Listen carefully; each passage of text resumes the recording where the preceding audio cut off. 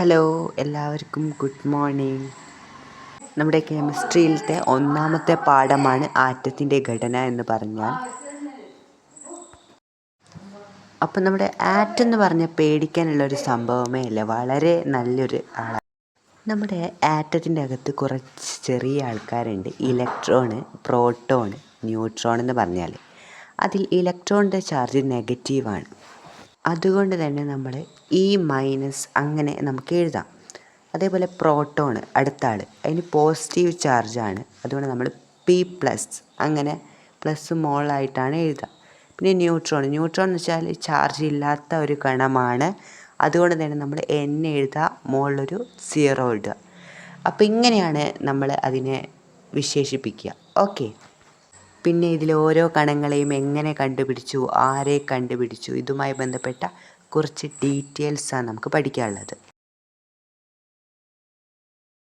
കണ്ടാൽ കുറച്ച് പേടിയാവുമെങ്കിലും വളരെ എളുപ്പമുള്ള ഒരു ഇത് തന്നെയാണ് നമുക്ക് പഠിക്കാനുള്ളത്. നമ്മുടെ വില്യം ക്രൂക്സിൻ്റെ നമ്മുടെ ഡിസ്ചാർജ് ട്യൂബ് പരീക്ഷണം, നമ്മുടെ എങ്ങനെ ഒരു ഇലക്ട്രോണിനെ കണ്ടുപിടിച്ചു എന്നതാണ് ഈ പരീക്ഷണം. ഓക്കെ.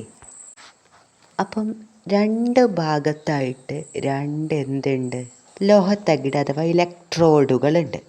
അപ്പം അതിൽ ഒരു ഭാഗത്ത് അഥവാ നമ്മുടെ ഇടത്തെ ഭാഗത്തുള്ളത് നമ്മുടെ ഇലക്ട്രോഡിൻ്റെ പേരാണ് കാഥോഡ്.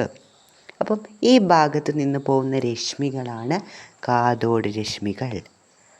മറ്റേ ഭാഗത്ത് വലത്തെ ഭാഗത്ത് എന്തുണ്ട്, ആനോഡുണ്ട്. അപ്പം അവിടെ നിന്ന് പോകുന്ന രശ്മികൾ എന്തായിരിക്കും, ആനോഡ് രശ്മികൾ. അപ്പം ഇതിലേക്ക് രണ്ട് വശത്തേക്കും വൈദ്യുതി കടത്തി വിടുകയാണ്. ഇതെല്ലാം നിൽക്കുന്നത് എന്തിൻ്റെ ഉള്ളിലാണ്, ഡിസ്ചാർജ് ട്യൂബിൻ്റെ ഉള്ളിലാണ്. അപ്പോൾ അതിൻ്റെ ഉള്ളിൽ കുറഞ്ഞ പ്രഷറിലുള്ള എയർ ഉണ്ട്, അഥവാ വായു ഉണ്ട്.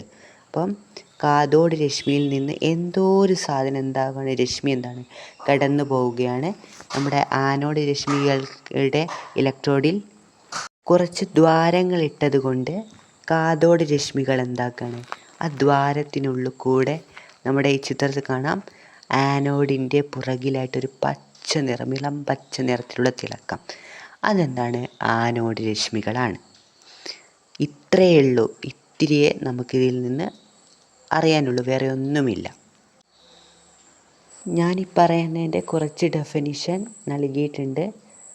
അത് നിങ്ങൾക്ക് ഒന്ന് വായിച്ച് നോക്കിയിട്ട് മനസ്സിലായിട്ടില്ലെങ്കിൽ ഇത് വായിച്ചാൽ കുറച്ചും കൂടി മനസ്സിലാവാൻ സാധിക്കും. ഓക്കെ. ഇനി കാഥോഡ് റേസ് അഥവാ കാഥോഡ് രശ്മികളുടെ കുറച്ച് പ്രത്യേകതകളാണ്. ഇത് കുറേ ഉണ്ടെങ്കിലും, ഒരു 5-6 ഉണ്ടെങ്കിലും ഇതൊന്ന് മനസ്സിലാക്കിയാൽ വളരെ എളുപ്പമായിരിക്കും. കാഥോഡ് രശ്മികളുടെ പാതയിൽ അധാര്യ വസ്തുക്കൾ വെച്ചാൽ എന്താണ് ഈ അധാര്യ വസ്തുക്കൾ? പ്രകാശം കടത്തിവിടാത്ത വസ്തുക്കൾ അഥവാ ചുമര്, കല്ല് തുടങ്ങിയവ.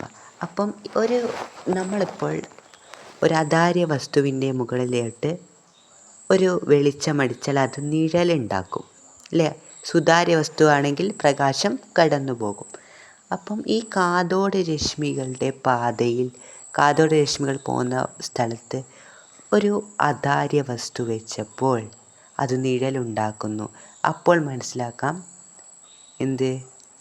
കാഥോഡ് രശ്മികൾ നേർരേഖയിലാണ് പോകുന്നതെന്ന്. ഓക്കെ. എന്തെങ്കിലും സംശയമുണ്ടോ? ഇല്ല. രണ്ടാമത്തത് ഇതുപോലെ തന്നെ എളുപ്പമാണ്. കാഥോഡ് രശ്മികളുടെ പാതയിൽ നേർത്ത ഇതളുകളുള്ള ചക്രം, ഒരു ഫാന് പോലെയുള്ളൊരു ചക്രം, അതിങ്ങനെ കറങ്ങിക്കൊണ്ടിരിക്കുകയാണ്. അതിലേക്ക് നമ്മൾ കാഥോഡ് രശ്മി കടത്തി വിട്ടപ്പോൾ എന്താക്കി മനസ്സിലായി? മാസ് ഉണ്ടെന്ന്. മാസ് ഉണ്ടെന്ന് മനസ്സിലായി. അപ്പോൾ 2 പോയിൻ്റ്: കാഥോഡ് രശ്മികൾക്ക് നേർരേഖയിൽ സഞ്ചരിക്കാനുള്ള കഴിവ്, കാഥോഡ് രശ്മികൾക്ക് മാസ് ഉണ്ടെന്നുമുള്ള കഴിവ്. ഇനി മൂന്നാമത്തത്, കാഥോഡ് രശ്മികളുടെ പാതയിൽ ഇരുവശത്തുമായിട്ട് വൈദ്യുത മണ്ഡലം പ്രയോഗിക്കുമ്പോൾ ഈ രശ്മികൾക്ക് പോസിറ്റീവ് ഭാഗത്തേക്ക് പോകുന്നു. മനസ്സിലായിട്ടുണ്ടാവില്ല, ഞാൻ മനസ്സിലാക്കി തരാം. ഇത് കണ്ടാൽ മനസ്സിലാവും. അപ്പം ഈ കാഥോഡ് രശ്മി പോസിറ്റീവ് ഭാഗത്തേക്കാണ് പോയത്. അപ്പം എന്തായിരിക്കും കാരണം? എങ്ങനെയാണ്, അല്ലേ? നമ്മൾ പഠിച്ചിരുന്നു നെഗറ്റീവ് ചാർജുള്ള പോസിറ്റീവ് ചാർജുമായിട്ട് ആകർഷിക്കും, നെഗറ്റീവ് ചാർജും വികർഷിക്കും. എന്താണ് നമ്മൾ പഠിച്ചത്? ഒരേ ചാർജ് വികർഷിക്കും, വിപരീത ചാർജ് ആകർഷിക്കും. അപ്പം നമ്മുടെ കാഥോഡ് രശ്മി പോസിറ്റീവ് ചാർജിനെ ആകർഷിക്കുകയാണെങ്കിൽ കാഥോഡ് രശ്മിയുടെ ചാർജ് എന്താണ്? നെഗറ്റീവ് അല്ലേ? ക്ലിയർ അല്ലേ? അപ്പോൾ അടുത്തത് കാന്തിക മണ്ഡലത്തിലും ഇവയുടെ പാതയ്ക്ക് വ്യതിയാനം സംഭവിക്കുന്നു. അപ്പോൾ അല്ലേ, കാന്തങ്ങളും ഇതേപോലെയാണ്. അപ്പോൾ കാന്തിക മണ്ഡലം അല്ലേ, അപ്പോൾ കാന്തിക മണ്ഡലത്തിലും ഇതുപോലെ വ്യത്യാസം സംഭവിക്കുന്നു അല്ലേ. അപ്പോൾ നിങ്ങൾ അതിൻ്റെ അടുത്തൊരു ചിത്രം കണ്ടൂടെ? കാണാൻ സാധിക്കുന്നുണ്ട് അല്ലേ. അപ്പോൾ നമ്മുടെ എന്താണ്, രണ്ട് ഭാഗത്തും നേർത്ത പോലത്തെ ഇലക്ട്രോഡുകൾ, കാഥോഡ്, ആനോഡ് അല്ലേ. മുകളിൽ വൈദ്യുത മണ്ഡലം, താഴെ വൈദ്യുത മണ്ഡലം. ഇപ്പോൾ മുകളിൽ എന്താണ്, നെഗറ്റീവ് ചാർജ്, താഴെ പോസിറ്റീവ് ചാർജ്. അപ്പോൾ എന്താക്കാണ്, കാഥോഡ് രശ്മി എങ്ങോട്ടാണ് അട്രാക്റ്റ് ചെയ്തത്? പോസിറ്റീവ്. അപ്പം എന്താണ് ഞാൻ പഠിപ്പിച്ചു തന്നത്? അതെ, വിപരീത ചാർജുകൾ ആകർഷിക്കും അല്ലേ. ഒരേപോലെയുള്ള ചാർജുകൾ വികർഷിക്കും. Negative വികർഷണം, positive വികർഷണം. ഒരു ഡെഫിനീഷൻ നോക്കുകയാണെങ്കിൽ ട്യൂബിനുള്ളിലെ വാതകത്തെയോ ഇലക്ട്രോഡുകൾ നിർമ്മിച്ച ലോഹത്തെയോ മാറ്റിയാൽ ഈ രശ്മികളുടെ സ്വഭാവത്തിൽ മാറ്റങ്ങൾ ഉണ്ടാകുന്നില്ല. അതായത് കാഥോഡ് രശ്മികളുടെ കണികകൾ എല്ലാ പദാർത്ഥങ്ങളിലും അടങ്ങിയിരിക്കുന്നു. ഈ കണികകളാണ് ഇലക്ട്രോണുകൾ.